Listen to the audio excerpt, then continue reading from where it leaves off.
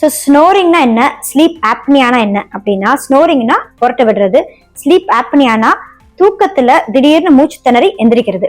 So இது ரெண்டுக்கு என்ன டிஃபரன்ஸ்னு பாத்தீங்கன்னா, ஸ்னோரிங்கிறது இனிஷியல் ஸ்டேஜ்ல நம்ம வந்து ஏதாவது டிஸ்டர்பன்ஸ், இங்க மசில்ஸ்ல டிஸ்டர்பன்ஸ் இருக்கு, நீங்க படுக்கும்போது நாக்கு பின்னாடி போய் இந்த ஏர்வே அப்ஸ்ட்ரக்ட் ஆகுது அப்படின்னா சவுண்ட் வர ஆரம்பிக்கும். இது இனிஷியல் ஸ்டேஜ் கொரட்டை விடுறது.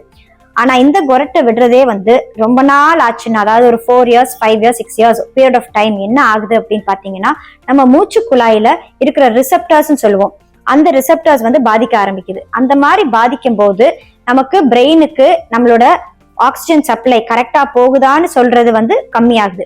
அந்த மாதிரி ஆகும் போதுதான் அடுத்த ஸ்டேஜ், அதாவது ஸ்லீப் ஆப்னியா அப்படிங்கிறது ஆரம்பிக்குது. ஸோ நமக்கு மூச்சு திணறல் வரத்துக்கு அதுதான் காரணம்.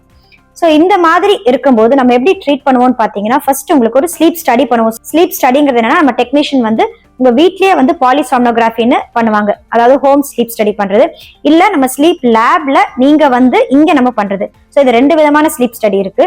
அதுல நம்ம உங்களுக்கு ஒரு அப்பேரட்டஸ் உடம்புல பொருத்துவோம். அது ஒரு பேட்டரி ஆப்ரேட்டட் மிஷின் உங்களோட பாடியில பொருத்திட்டு நீங்க நார்மலா தூங்குவீங்க. அதுல லீட்ஸ் உங்களுக்கு பாத்தீங்கன்னா பிரெயின்ல, ஹார்ட்ல எல்லா இடத்துலயுமே நாங்க அட்டாச் பண்ணிருக்கோம்.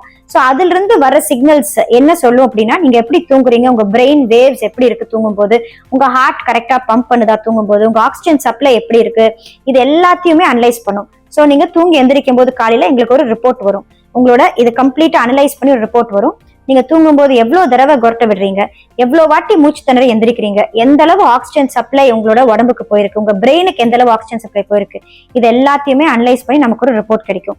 அந்த ரிப்போர்ட்டை வச்சுதான் நம்ம என்ன ட்ரீட்மெண்ட் பண்ண போறோம் அப்படிங்கறத டிசைட் பண்ணுவோம். ஸோ உங்களுக்கு இந்த மாதிரி கொரட்டை இல்லைன்னா அந்த மாதிரி மூச்சு திணறி எந்திரிக்கிறது இருக்கு அப்படின்னா, நீங்க இந்த நம்பருக்கு கால் ஆர் வாட்ஸ்அப் பண்ணலாம்.